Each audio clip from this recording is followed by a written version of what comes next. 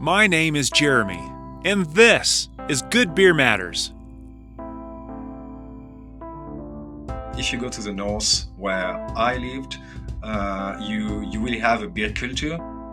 If you go to a supermarket in France, and particularly in the north of France, for sure you will have Bière de Garde, you will have Saison, you will have Trappists, Abbaye. Breweries are creating a storytelling with their brand, with their beers. The imaginary wine line separates beer regions from wine regions, and it goes right through the middle of France. Yet somehow we think of the French as wine lovers who sometimes drink beer. My next guest is here to set the record straight and share the French beer culture with the rest of the world. We find great experiences at the intersection of craft and culture. These are the stories of us, of great food and the beer that brings it all together. For the craft and culture of beer, this is episode 132 of Good Beer Matters with Hugo Picard. Welcome back to the Good Beer Matters podcast. Today, this is kind of fun. Today, we get to go back to Europe and take a look at the beer experience from a country that's mostly known for its, granted its food, but mostly known for wine. And so this is just kind of a fun little, kind of sneak into the other territory. Hugo Picard, thank you so much for coming onto the Good Beer Matters podcast. Hello. Thanks for having me. I'm very happy to be there. Sorry for my English. I'm French, so I try to do my best to speak fluently and so on. But yeah, sometimes you will probably hear a bit of French time to Well, time. that's okay. The sound of French is just wonderful anyway, and your English is a million times better than my French. So we'll just roll with it. But Hugo, you and I have met. We met at the craft beer conference in Nashville, and have been talking about doing this kind of telling the story about beer in France. But just to help anyone who's listening and watching, help them understand who you are in your role in the world of beer. Yeah, sure.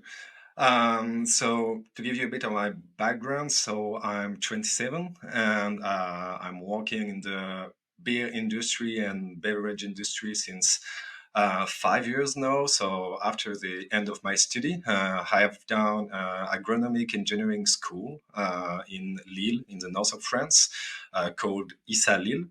And so in this kind of school, we are studying, biology, microbiology, but also the business aspects such as sales, marketing, and so on. And during my study, I realized that beer world was really interesting, and we had the chance to have inside the school a pilot brewery and also an association dedicated to wine and beer. And thanks to this kind of stuff, I have started to learn a lot about the industry and to do my internship, in this kind of in different company related to beer and wine industries. And when I have finished my school, I joined Fermentis by Le Saf, which are a yeast supplier. You probably know. Mm-hmm. I mean, I speak to the audience. For sure, you know, Jeremy. But we provide yeast for all kind of fermented beverages worldwide. So we have yeast for winemaking, beer making, of course, cider making, spirits, but also new kind of beverages, or at least we are working on that, such as kefir, kombucha, hard seltzer, this kind of new trend for new generation. So as long as it's something related to fermented beverages, we will work on it and we'll try to supply yeast worldwide for that. And my role inside this company is to be in charge of all what we call the home segment. So home brewing, home wine making, home cider making, and so on. And to advise people on how to work with our yeast at home, how to produce a good beer, a good wine, etc. So that's what I'm doing. How I arrive in the industry, and yeah, I'm based in France. I'm French, but I also lived in New Zealand in the past, and today I'm working a lot in the US. I'm spending a lot of time in the US. So it's also the reason why I'm here, and I'm very happy to talk with you, because I really see the two worlds, the differences between North America and Europe, and especially Well, France. and that's what intrigues me the most about all this stuff. And I definitely want to get to the home brewing and the home winemaking segment in just a minute. But just the whole culture, and I've mentioned this a few times on this podcast with previous guests, but the fermentation culture, the beer culture more specifically, is very much an international culture, and I liken it to going to a major airport, and you have every culture and different types of food, and somehow we all manage to get along most of the time. What I'm interested in is just understanding how, when we go home, how that the difference of that beer experience uh, changes, and how that all changes. But first, a quick question for you, though, Hugo, is here you're in France and you got into beer. Was there a decision between, like, well, you know, France is known for wine, and I can study wine, but I decided to take a hard left turn and head into beer. Were you tempted by the world of wine versus beer? How did that all play out? Yeah, I mean, even today I'm working with both world, with wine and beer, because you have yeast Yeah. everywhere. But yeah, complicated to say. Like when I started to homebrew and so on, it was, someone bought me a beer kit, and you start like that. You start by a classic pale ale, and after you want to investigate how it's working, what is hop, what is yeast, what is malt, how you can influence with your water profile and so on. So everything started like that. And when you are, I think, also arrive in the industry at the good moment, at a good place, because in France, the industry is still quite young. It's growing a lot. And we can talk about some numbers after. But yeah, I like to consider that between the US and France, if we only focus on beer, we can say that you have like 10 years of difference between the two countries. And today we are really in the period of rising of the craft. Definitely, I think between 2013 and 2019, from 500 breweries 10 years ago. In 2019, we were at 1,600.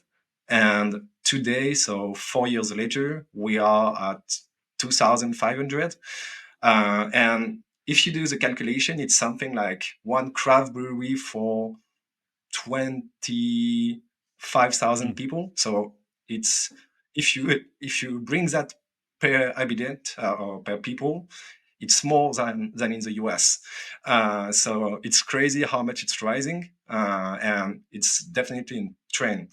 Today, the French, they don't know everything about beer. It's not common to see, for example, an IPA, a young IPA. You don't find them everywhere. But if you go in a craft brewery, have an IPA, and young IPA, and so on. So these trains are arriving, but definitely after the US. But people, they start to just, they want to understand beer, because, as you said, like, it's part of the French culture to know about Hmm. wine. And when you are young with your parents and so on, they will try to explain you a bit. You will taste just a Hmm. sip, but you didn't do that with beer, because we didn't have any beer cultures.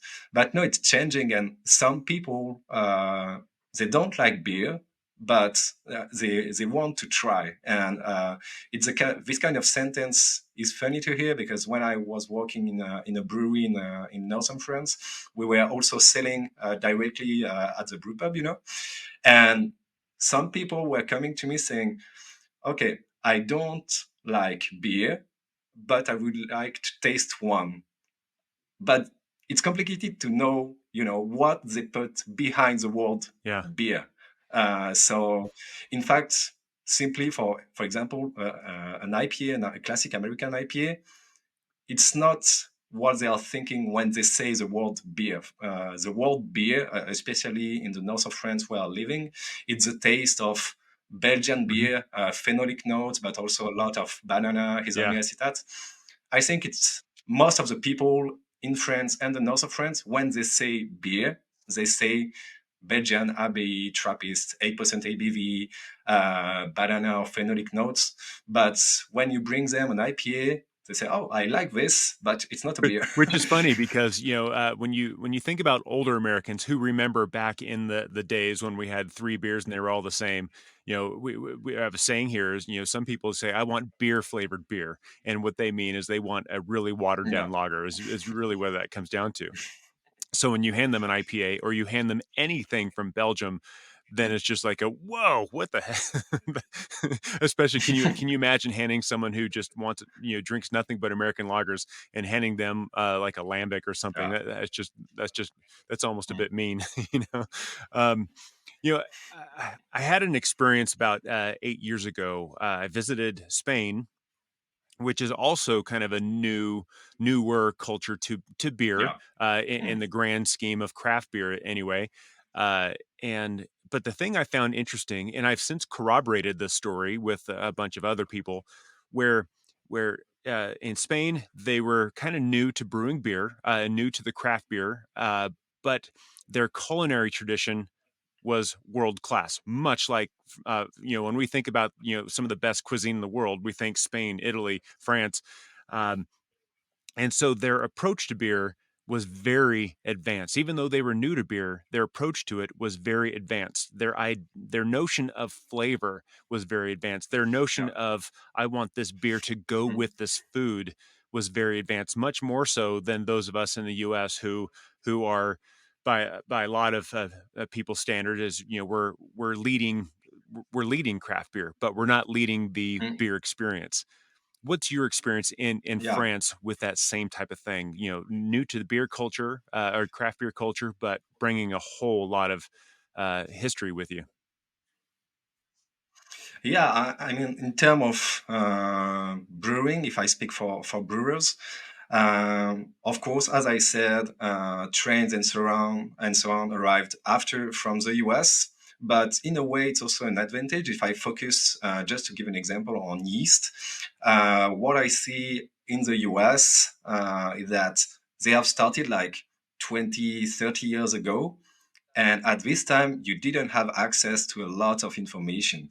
You simply try with what you had, or you were speaking with a friend saying, "I use this yeast, so do the same, whatever the style," or you don't really care about which yeast you have. And at the opposite, because when Europeans and French have started to focus on beer from day one, they had access to the information on internet, and they know that for a Belgian IPA, you will need specific yeast. For a New England IPA, you will need another yeast, and they know that from day one. And so, if we investigate on which kind of yeast people are using in different part of the world, we clearly see that in Europe, you have a better repartition between the different yeast strains we have. At the opposite, in the US, maybe they will use more one yeast because they have started with that and it's working, so they don't look for more. Interesting. So it's one of the advantage to arrive after. And yeah, it's what I can say after for how people are working there to from a beer point of view. Yeah, I have to say that they try to be very clean, as you said, to work properly, a bit same way than cuisine. But the beer world is definitely different because you have this crazy touch, which is good. And even here, you see crazy stuff with special ingredients. People, they always think outside of the box. They want something different. And we are really in that here too. But after it's starting, and this trend is worldwide with the rise of lager style. And now you have at the opposite the volunteer to be very clean, to work properly, to have something very drinkable. So you really have the two sides. On one side, the crazy experience, and on the other side, you want something very consistent, drinkable. And if you drink that in 2023, you come back in 6 years it will be exactly the same Mm. beer. And I think it's good to have this two vision, because you need something from people they can drink, just like that. You don't have to worry a lot about what you are tasting and so on. And sometimes you want to drink something really totally different with, I don't know, with curcuma, with curry, something Yeah. fun. I tasted this one with curcuma. It was great. It was surprising, but it was an Yeah. experience. But yeah, it's where we are today, and yeah, it's very a specificity. Here we are not talking about countries, but about the beer segment. This crazy touch, you really have that in the beer segment. It's not the case in other segment in terms of beverages, but also in other industry. You don't have the possibility to be such as crazy in a way. And the obvious example is wine. You don't do that in wine. Yeah. Well, it is nice, I think, I make a lot of analogies to music, and it is nice to, while I'm cooking, while I'm hanging out with my family, while I'm doing something, it's nice to have just some music playing in the background that I'm not paying attention to, but I like having Yeah. that in the background. And then there's that concert experience where Mm. that's going to get my undivided attention. And I think of beers the same way. It's nice to have it's nice Yeah. to have a Mm. different range. Food is that way too. Sometimes I want to watch a movie or a game and I want some food in my belly. And then I want this, I'm going to an amazing French restaurant and I want to focus. I'm going to take pictures, that type of thing. And so it's nice to have that range.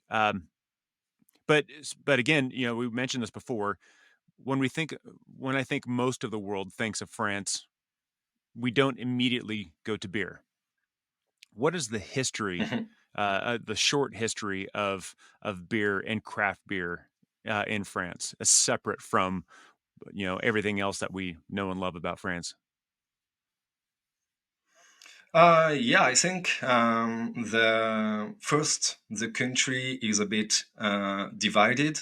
If you go to the north, where I lived, you really have a beer culture, because we are close to Belgium, to the UK, to Denmark, Mm. Sweden, etc. And it's also matters of what you can grow there. For example, in north of France, it's impossible to cultivate vine. So simply, people they have started to cultivate barley, wheat, etc., etc., cereals in general. So all the necessary to produce beers, and also we are also growing hops in north of France and east part of France in Alsace. In the south, at the opposite, since a long of time, since centuries, they have cultivated vine, and so you have much more vine history there. So first you have a logic of climate and what you can grow where you are. And if you go to the west of France, you have a lot of apple, and the history of cider is coming from there, because they had the possibility to cultivate apple. Yeah. So they have done alcohol with what they had, and it's a bit the same thing for beer. In north of France we had cereals, so we have started to do beer, and it's here we talk about centuries, but if we talk about the closest history. As I said, I think it's the history of craft beer has really started in France in 2013, so 10 years ago. And complicated to say really why. A theory would be simply the internationalization, and also the volunteer of young generation to see something else than wine. And in France, like we have a lot of Occidental culture, like US ports, but US city, New York, LA, Hmm. etc. Maybe it's coming from there too, the volunteer to copy what you like when you travel. More you travel, more things you can taste in different countries. Many people have visited the US. But Could come from there, but complete well, to yeah. Go ahead. is it that the younger generation wants to carve out a new identity for themselves? I don't know if and I can include myself in that. I don't know if we want to completely disconnect off from the older generation, but for sure. People from of my age, we drink more beers than people of I don't know if they are 50, 60, etc. Definitely, it's true. So it's something coming from the new Yeah. generation, and yeah, after I can't explain really why we have chosen to do different. But when we are at the restaurant and so on, today, people of my age, we are ordering beer, craft beers. If you are with people who are 50, 60, etc., they will order Hmm. wine, not beer, because in their mindset, beer, you have the big players, ABI, Heineken, Carlsberg, etc., and that's all. And in their mind, it's not something you put on a Yeah. table in a restaurant. So with the evolution, with what I we have seen with travel, etc., in the US or other country, Australia and New Zealand, in the mind of young people, it's okay to drink good beer, craft beer at the restaurant. And some restaurants in France, they are starting to, suggest association between what you eat and what you drink, meal by meal. So, for example, in Lille, we have a very good restaurant of a very popular chef. You have like 7 plates, and you have 7 different beers to associate with the food you are eating. Small glass, Yeah. I precise, because when you have to drink 7, it has to be a But in the small name of glass. science, we're willing to take the But yeah, sacrifice. it's yeah. So you really have for sure this matter of generation. This new culture, this new beer culture is coming with people. I would say people under 40 today. You really have this beer generation. We could say that. Interesting. Well, you sparked a memory. If I remember right, Lille, which is just across the border from Belgium in the Hainaut region of Belgium, um, do I remember correctly? That is where, in recent history, that's where the saison on the Belgian side just really flourished, and that's where the one style that is kind of coming from France or known as a French style, the beer de garde. That's where that really flourished and took off. Particularly, I Mhm. want to say in the 1960s, 70s, somewhere around there. Is that true? And what's the state of that part of the beer world? Yeah, no, definitely it's true. As I said, we are really linked to Belgium in terms of Yeah. beer history when you look at the north of France. So you definitely have Bière de Garde, Abbey, Triple, Double. The best thing you can do to have an idea of what people are drinking, I mean, really usual people, not someone like me who is going to craft breweries almost every week. It's the best thing to do is to go to supermarket and you see which kind of beer you have there because it's what people are buying Hmm. the most. And if you go to a supermarket in France and particularly in the north of France, for sure you will have Bière de Garde, you will have Saison, you will have Trappist, Abbaye, Triple, Double. So the minimum you can have in terms of ABV, it's something like 6. It's complicated to have something less if you are looking for a craft beer. But it's definitely that. And you don't have, in the supermarket, you don't have IPA, for example. So it's Yeah. completely different that by what you can find in the US. So you definitely have this bière de garde culture. And it's linked to what I said before. Simply the style bière de garde and also saison arrived because we were in the field cultivating cereals and so on, and the style is coming from there. So it's linked to the territory, and it's the reason why we don't really care about the border because in terms of climate climate in the north of France or climate in Belgium, Yeah. it's the same. And I'm aware that when, like you just said, when it comes to beer, the borders just become dotted lines, so to speak, where where Mm. the style of beer, the flavors of beer are very similar, and it's kind of nice because, like I said, beer is an international culture. So instead of country borders, we have beer regions that kind of redefine our sense of place, and I Mm. find that interesting as well, and particularly in that border region between Lille, France, and the Hainaut region, and everything else around there. That I haven't been there, but just through studies and paying close attention to the beer world, that's what appears to be, and it's really interesting. And what you're saying is just kind of corroborating that story that is still, in fact, alive and well today. And actually, Yeah, go ahead. yeah. No, go ahead. Go ahead. No, just wanted to say that people, they are also, I think it's more like a trend of today. They want to go more local. In the past, it was it was like kind of cool to have a beer coming from the US, a beer coming from Australia, New Zealand, even from south of France if you're in the north, north of France if you're in the south. Today, you really have these trains of, and it's not only for beer, it's for everything. What I call it in France, it's not a French word, but we say locavorism Mm, or local yeah, vorism, if I translate a bit in English. locavorism. Hey, yeah, Yeah, that's it.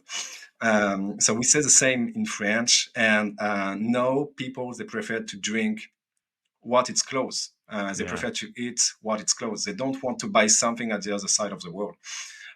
So it's also linked to that more and more. I think you will see the trend of subscribing, the beer in the territory, saying that it has been brewed with malt coming from not so far, coming from a close farm, with brewed with hops coming from this farm.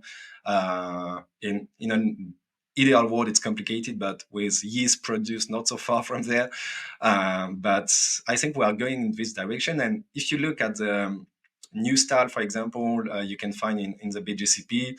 You have New Zealand Pilsner, you have New England IPA, you have West Coast IPA. More and more, you see style defined by a territory, and it wasn't the case in the past when you were brewing I don't know, a triple. Everything could be a triple, but it was not written like I don't know, French triple or Floridian triple. I don't know. Maybe it Yeah. will come. So definitely, I think we'll see more and more beer styles defined by a region or a territory, and a bit less by the ingredients inside the beer. I certainly hope so, and that's one of my theories that I'm getting out there, and if anything else, I'm hoping to plant the seed, if not predict the future. But as beer becomes international, as beer becomes a global thing, and craft beer specifically is what I'm really talking about. Um, many podcasts or episodes ago, I talked to someone from Ninkasi Brewing in Lyon, and they talked Mhm. about how they have their IPA, but they're using the French Aramis hops and other French hops, and so that really was a French IPA as opposed to a British Yeah. IPA, as opposed to a New England IPA versus a West Coast IPA, and it's just and to see all that coming about, to see how we can take these beer styles. And this is precedented. We look at stouts, porters and stouts from England, and now we have Russian imperial stouts and Baltic porters and tropical stouts from Jamaica, and to extrapolate that on a timeline and see that hopefully all of you at Fermentus are going to get really busy in the next decade because we need yeast for this particular Jamaican IPA. We need yeast for this particular Yeah. Argentinian IPA and this south of France IPA versus the north of France IPA. Um, I think that is in our future. I think it's a ways off, but I think we're going to see that. But like what you're just saying, and other people have told me, I think we're heading in that direction. What do you think of that, or what do you make of that? Yeah, no, definitely what I said, totally in line with what you said. I think we are going in the direction, and yeah, at Fermentis, we are doing our best to provide solution for every new trains. But after, we also have to explain that solutions could come from a new product, specially selected for this style. But it could also come from what you are doing with a product. As you said, if you are using the same recipe, but with your example, a French hops instead of an American hops, you will have something completely different. And reverse, if you are using the same yeast, but from a different way, playing with different fermentation temperature, with different gravity, you will have completely different stuff. And it's also the kind of study we are trying to put on the market to deliver to brewers and home brewers, explaining that with if I take a concrete example with a Hmm. coach yeast, if you use it in a hoppy matrix, you can really produce a good New England IPA. So I think you will have this local perspective we discuss on one side, but the experimentation perspective will also continue, and it's something I think we have to keep and to promote in the beer industry. We have this volunteer to always experiment, try something new, and we have to keep that, to find new style, new things to do, and clearly it's something very good in the beer market, and even more in the US, because even if we don't have, and we discussed about that, a long history with beer in France, we are really close from Hmm. Belgium, and they have a long history Yeah. with beers, and we are sometimes a bit stuck with our history. We would say we don't want to do something different because a Belgian Trappist is that. We don't want to explore something else. In the US, like people, they break the codes. And thanks to that, we have found new beer style, and now they are replicated in Belgium. So we have started to make the things move. But I think closest we are from Belgium, uh, more we want to keep the tradition and don't touch everything. And sometimes it's not problematic, but it's our way to do a bit here. We don't want to do something different. We don't want to put another hop variety in a specific Yeah. beer style, So I mean, it's completely different, and it's good to have the two sides, like conservative and the experiment guys, because from the two worlds you can learn a lot of Yeah. things. Yeah. So you made me think of something. You mentioned that you're 27 years old. It's been a long time since I've been 27 years old. Yeah. And so the older I get, the more I start to, and maybe this is normal. I start to appreciate more of the tradition of things. But that's not to say that we abandon innovation of that new fandangled. Well, that's what the kids are doing. No, I don't agree with that either. What I mean is, you brought up a Belgian triple. To honor that tradition, Mhm. as a brewer, we should do our best to learn how to brew the iconic Belgian triple, and to the point where Yeah. we nail that Mhm. style, where I can brew an amazing classic Belgian triple.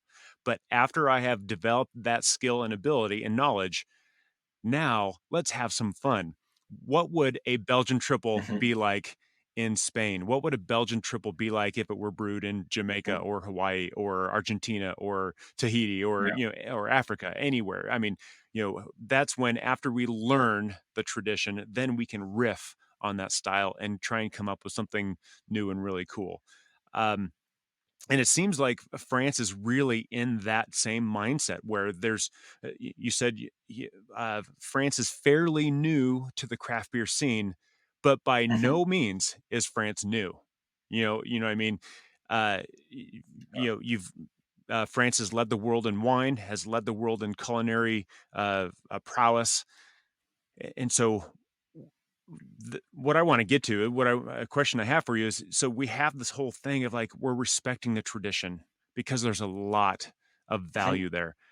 But there's Yeah. some really cool things we can riff on now. We can go off in new directions now that we've mastered, French cuisine and French wine and French beer. Now, where can we take this? Where do you see that collision of that tradition and this innovation? You mentioned the older folks drinking wine in France, the younger people drinking beer. How do you see that coming together a good or bad way? I think I will answer from a consumer perspective, because if you talk to craft brewers, of course they know how to handle a very traditional Mhm. recipe, and they have started to explore different stuff. But from a consumer perspective in France, we still have, I mean, we as an industry, to educate people on what is a good beer, what is a Belgian triple, what is an American IPA, because today they are drinking and they are buying craft beer because it's kind of cool. It's something different than the industrial ones, etc. But they have never been really educated on the different tastes, on what is Yeah. esters, what is an ester, what is, I don't know, I don't have all the example in mind, but we still have to educate people because today they appreciate craft beers for sure, but they don't they are not really able to put words, on what they are drinking. So we are still in this tape with all the cool stuff craft brewers are doing in this type of education. So definitely, if you go in a craft brewery today in France, you will have on one side traditional style. You will have a blonde, you will have a Belgian double, you will have an American IPA, very classic. And if you look at the other side of the menu, you will have pastry sour, you will have double imperial gauze, Yeah. crazy stuff. So if you are a brewer today, you have to do both to have this experiment side, but you also have to do something very classic to attract average consumer inside the craft beer industry. Because if people start with a pastry sour, Oh, it's a bit complicated. yeah. So That's it's where we better to want a beer start flavored with, beer. yeah. So it's better to start with a classic American IPA. Spend some time enjoying what is the taste of hop, what yeast bring to the beer, etc. Very the basics. And once the average consumer will have understand that, they will start to go to the step two and try crazy stuff. So yeah, breweries today they are doing both in terms of experimentation and educate people on the But you're basics. describing an education. You're describing an exploration for those who are interested. And I might step out on a limb and say that anyone coming from such a rich culinary background, such as France and Italy and Spain and other places, there's just a relationship to food and flavor is a little bit more advanced than my experience in the US, for example. We could just talk about bitterness. Bitterness is typically regarded as a bad thing here in America. If it's bitter, it's bad. I don't want it. I want something sweet, generally sweet. But in these Mhm. rich culinary cultures such as yours, that bitterness is part of the enjoyment. I don't want anything purely bitter, but you embrace bitterness. You embrace Yeah. Mm. complexity. This is kind of born and bred from the beginning.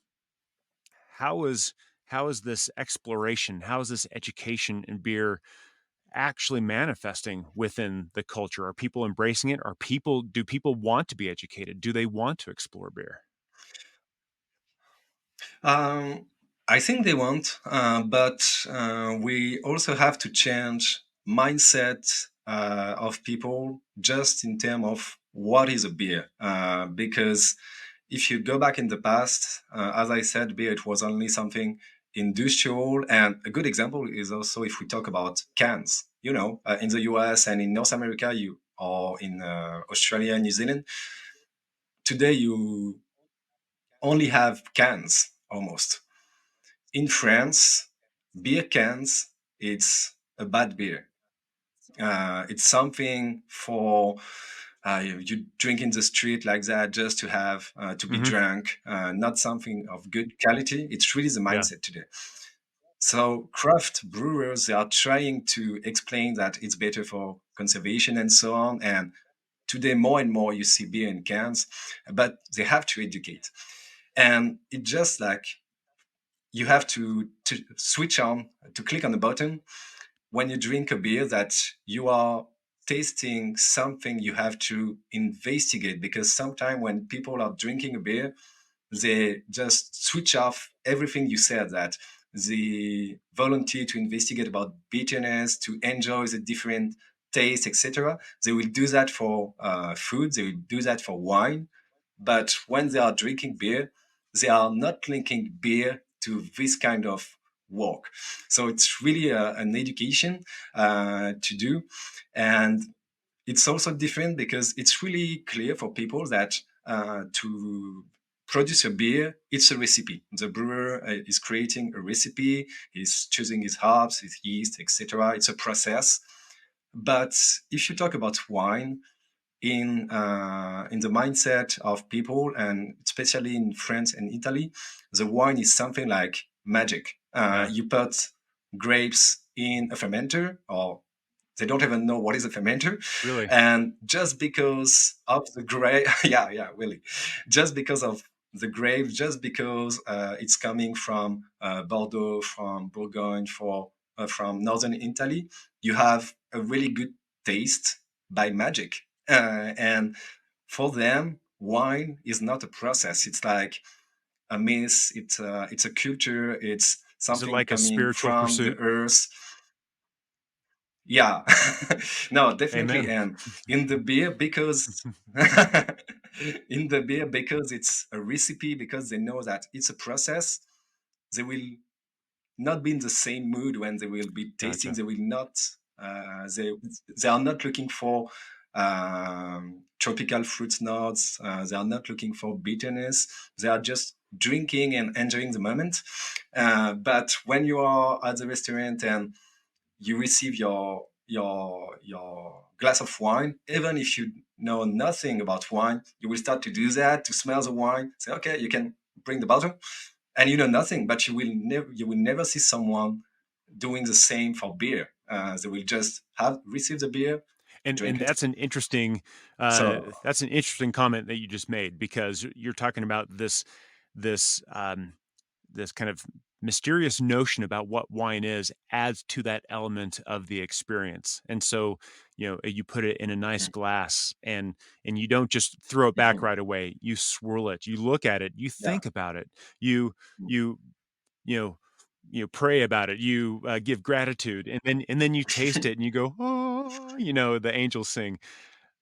um, we're not quite there yet with beer. I mean, yourself, myself, and a bunch of people that we know are there, yeah, but we're trying to get everyone else to understand that this can be the same experience. It doesn't have to mm, be. I've had plenty of wine out of a can, and it was just hey, let's throw this back. But it's the what you're describing is the approach, the amount of respect, yeah, the appreciation for what has gone on to put that liquid right in front of us right now. And I think that's the part that I think we as an industry globally need to get to. yeah, yeah. No, sure. And you have, I think it's very a specificity from France and Italy. All these things about wine, this mythology, and yeah, we have to explain that for wine, yeah, it's coming from specific grapes, but it's also a Yeah. process. People have to understand that. And once they will understand that for wine, you have a process which is complicated, and the guys in vineyards they are doing a huge work. But you have a different process in beer, but this process is also very important. And at the end, you will have different Yeah. taste and so on, thanks to this process. and people they don't really realize today. Well, and one of the questions I want to ask you, you just partially answered, but okay, we're talking about France. France, may not be first and mostly known for beer, but it is known for wine, bread, cheese. All of these are fermented Mm. products. Um, Mhm. so, and the question I wanted to ask you, which you partially answered, is what is the attitude about fermentation? And so there's the wine versus the beer. Um, does that extend to French bread, French cheese as well, as far as like there's magic and mystery and it's elevated and experiential, and then beer is something that you drink after a long hard day?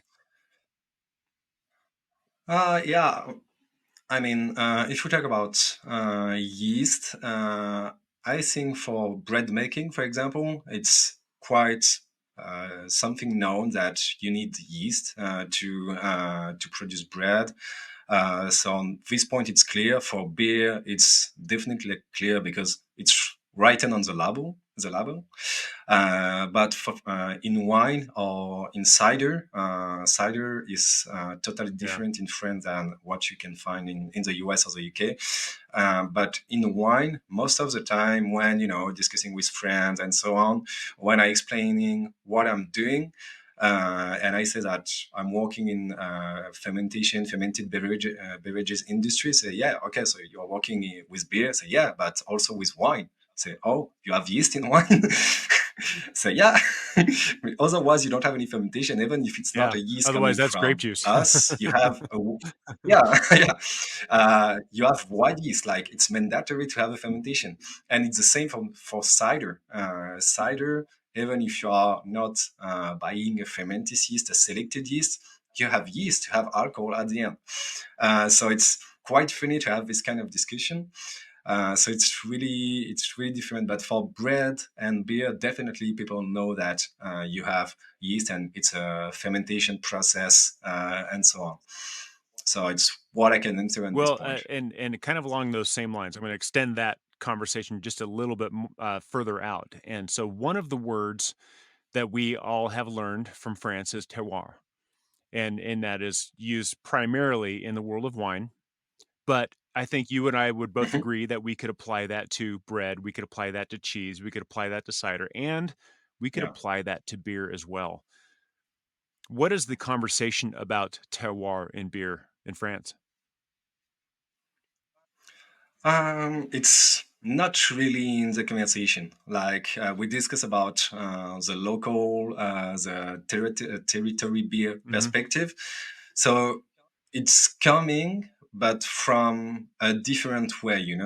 In wine, it's really, again, something really important. And in France and in Italy, if you look at a bottle of wine, what you can see written in capital, it will be Bordeaux, it will be Bourgogne, Mhm. etc. And the vineyards, the grapes you are using it will be written, but in small or behind the bottle. So the territory is even more important sometimes than the Yeah. grapes and so on. In beer, as I said, people are paying intention from where the beer is coming, but they will not say okay, it's coming from I don't know Bordeaux. If I keep the same Yeah. example, it's because it's coming from Bordeaux that it's good. They will never say that. They will say, okay, it's coming from not so far from where I live. Okay, it's good. I will take it. It's local and so on.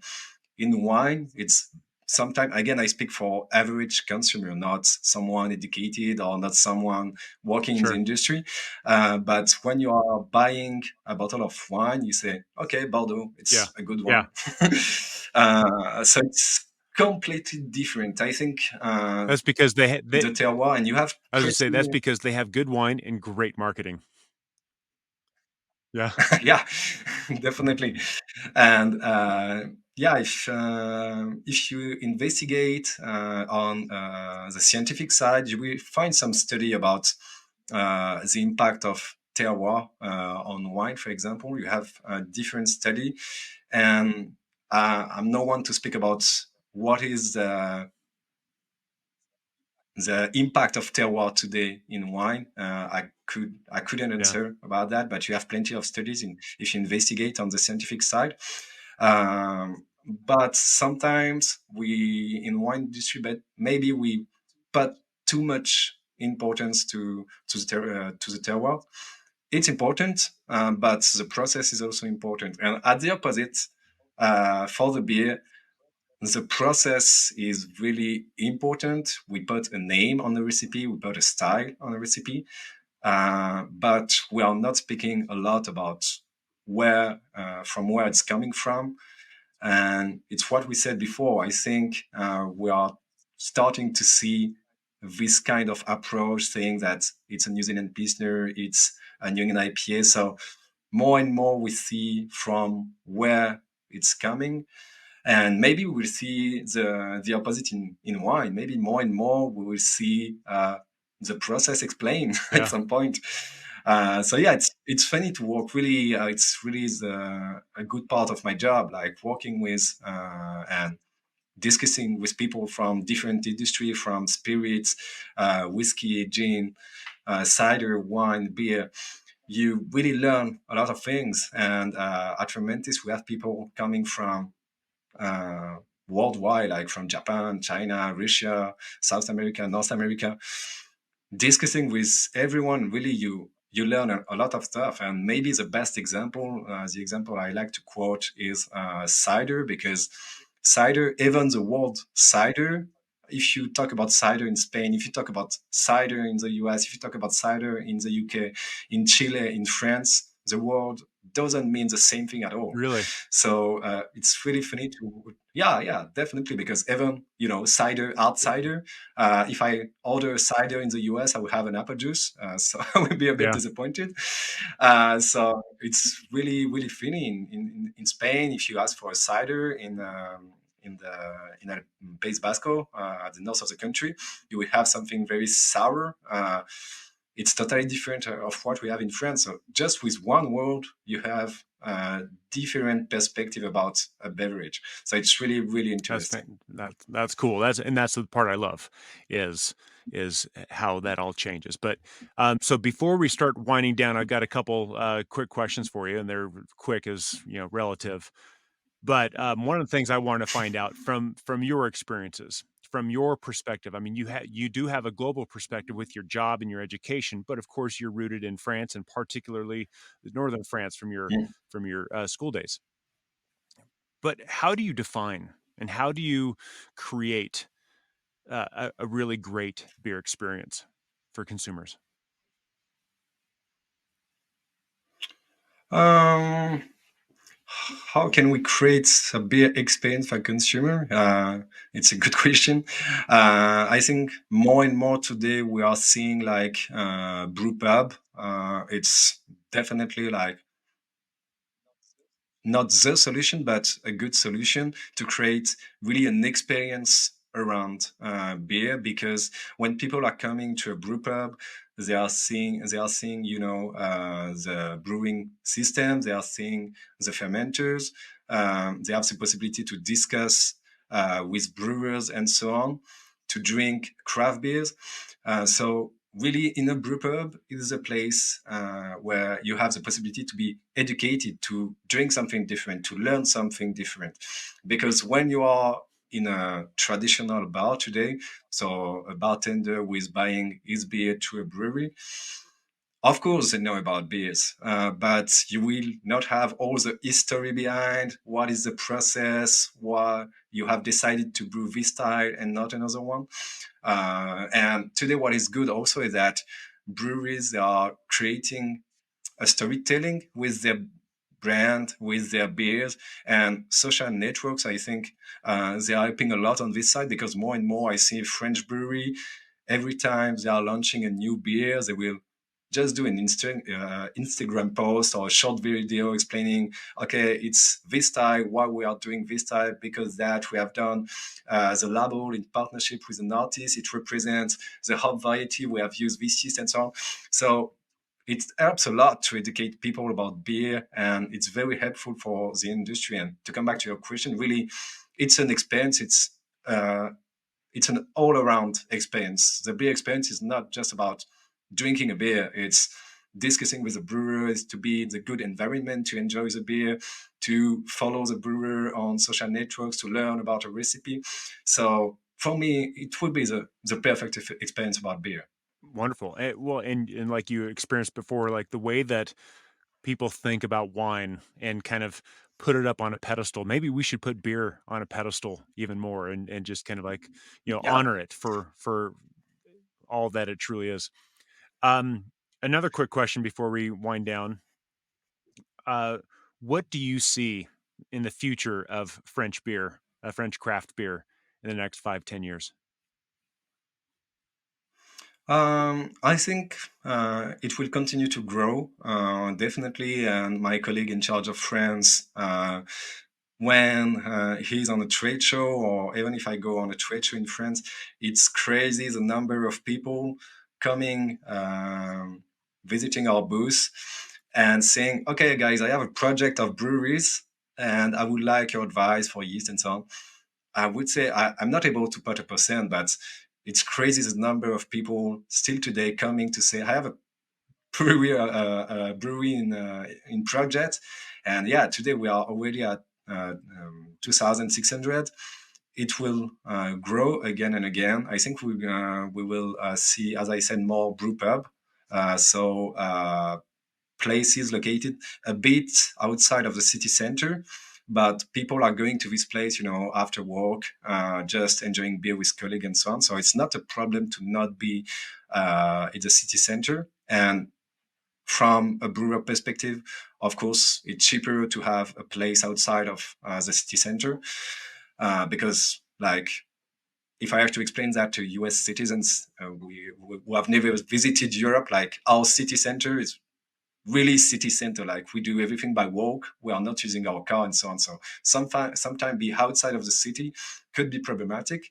But brewpub, just because of their popularity, they are starting to bring people outside of the city just to drink their beer. People are coming there by car, drinking 1, 2 beer and going back home. So it's also a future. After, I think, like, once we discuss about that, like, once the average consumer will be educated on what is a good beer, but at the opposite, what is a bad beer, like, when people Mhm. will have learned what is diacetyl, what is sulfur, Yeah. etc. I think they will start to choose breweries. Today, you have a spot for everyone if you're in the brewing industry. Like, really, it's a good community and so on. But at some point, I'm not able to say in how many years, but it's normal. People will start to be educated, to know what they like, and they will choose to orient their choice in this or this direction. Maybe they will choose a brewery which are producing, like, English styles, or they will choose more brewery with IPA. I don't know, but at some point you will have a step of selection, because we are, like, in France, we are 70 million people today, and we already have 2,600 breweries. We can't finish with one brewery per habitant. So at some point we have to stop to create new breweries, and yeah, I think we will see the same than the US. In the US, it has grown like Yeah. that during years, and now it's more like flat. And we will arrive for sure at the same point at a moment. I think in the US today it's like 9,000 And breweries, I something think like we're that. close to 10,000, Uh, and yeah, and judging from the discussion from the Brewers Association at this last CBC, that we're not expecting much growth for the next couple of years. So we'll see. yeah. So yeah, so it's something like one brewery for 30,000 Yeah. people, and we are a bit in the same standard. So from today, I think we will arrive to this same kind of growth. Like, yeah, of course, and I hope that we will still have new opening with good brewers, because they are doing great stuff in France. And it's natural, it's the economy. We will also see some people closing their business, I hope it will not be Yeah. the case for a lot of breweries, but it will happen for sure because the market will simply reach its maturity. It's just classic Yeah. economy. Um, Thank you for all that. I do want to be respectful of your time, so I'm going to go into our my wind down questions. Um, and so and these are designed to be quick answers, but if you have a longer answer, then lay it on us. But tomorrow, Hugo, we're going to anoint you as king of the entire beer world for one day. What's the first thing you would change?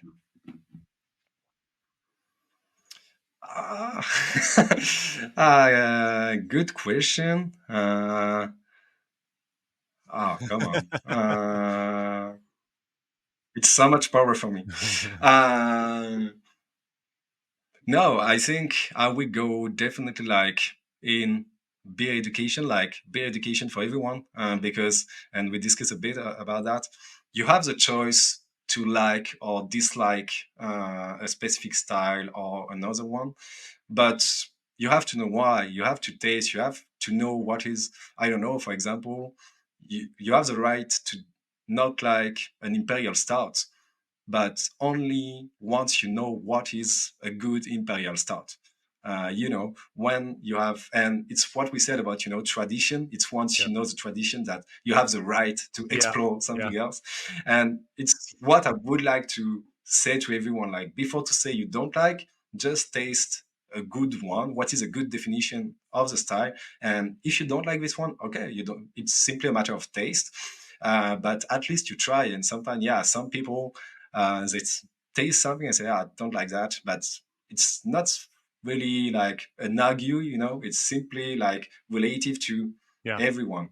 Could be a good option, like be education for everyone, like at Yeah. school, in Yeah, no, college I maybe. like that. Just kind of everyone has to undergo, classes or some sort of formal education to appreciate the art and the joy and experience of. But so at the end of your royal day, we're going to celebrate your Majesty, and you get to go anywhere in the world to have any beer to drink and any food to eat with it. Where would you go, and what would you have? I think again it's linked to personal history. I suppose it's not really what I prefer, but history is part of us. And I think I would go back to New Zealand, definitely, because I lived there for a year and it was great. The only thing I didn't like in New Zealand is that if you are in France, if you want to go at the opposite of the world, it's literally in New Zealand. Yeah. So it's too far from France Yeah. from me. But like a New Zealand IPA made with Nelson Sauvin could be my option, and eat with that. Like, I would not say New Zealand food because it's good, but it's not like the kind of food we have in Yeah. France. But yeah, simply I don't know what I like in terms of food, which could be good pairing with a New Zealand IPA. Um, could be like a fish, because with this Nelson Sauvin notes, wine notes, white wine Hmm. notes, could be interesting to pair that with a fish with simply a good sauce. Yeah. Could be a good choice. Awesome. Next wind down question is, why does good beer matter so much to you? Um, I mean, and it's also a topic of our generation. I think good things matter in general. More and more, we want to consume less, but consume good, and we can apply that to beer. I prefer to drink less beer, but put more money if necessary, because the ingredients, they have a cost. But to drink something good, something with good ingredients made in farm close to you, uh, with yeast produced in good condition, with hops growth in good condition, and so on. It's why it's important for me, but it's not only related to beers. For me, it's related to everything in my way to consume, and it's like the problematic of my generation, and it will be the problematic of everyone pretty soon. So it's something I'm always thinking when I consume a product, and we can definitely apply that to beer. And it's the reason why I would like to educate everyone on what is a good beer and what is important to drink or consume a good beer. Excellent. So the last questions are really, really easy. If anyone would want to connect with you or Fermentus, where could they go? So you can simply go on our website. So go on Google Fermentis, fermentis.com. You will find information about our products, our studies, about what we are doing day to day. And we also have like classic social networks. So you can go on Instagram, Twitter, Facebook. The classic ones, or if you are in China, we have WeChat, but I think you don't have a lot of people listening to you in China. Probably not a But lot, but after we'll that, it's see. the best. Yeah. So it's a good way to contact us is through our website, a contact form, or through our social networks. After to have my email address, no problem. It's quite easy to have. If you contact us through our website and you say I want to talk with Hugo, or you say you are working in homebrew and wine, etc. It will go directly to me, and I will do my best to answer you. After, don't worry if I don't answer like in one day, because we have this Yeah. global perspective, even if I focus a lot on the US. But I do my best to answer to everyone, Yeah. to any question. There is no wrong question. If you simply want to know more about yeast, or you are not sure about something about fermentation, just ask. It's the best way to do and to learn something new. So don't hesitate to contact us if you have a problematic regarding any type of fermentation, beverage fermentation. We are here for that. We like the fermentation process because we have talked a lot about beer, but our passion first is fermentation. So could be fermenting something totally different from what we were talking today. Could be, I don't know, could be tea, could Yeah. be coffee, could be crazy stuff. Don't hesitate, and maybe we will have an answer for you all. We will do our best to answer, Awesome. at least. And just last thing, do you have any final words you want to share with anyone watching or listening? Oh no, I mean, yeah, thanks for listening first, because we have been discussed like for an Yeah. hour now, or something like that. So I'm always impressed, and it's the same when I'm doing a seminar or a webinar, or when I'm doing talk show and so on.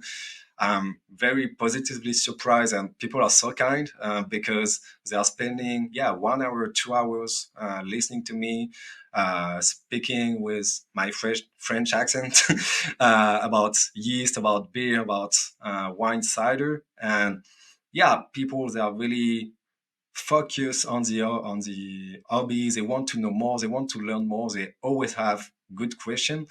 So thanks for listening. Thanks for spending this time with us.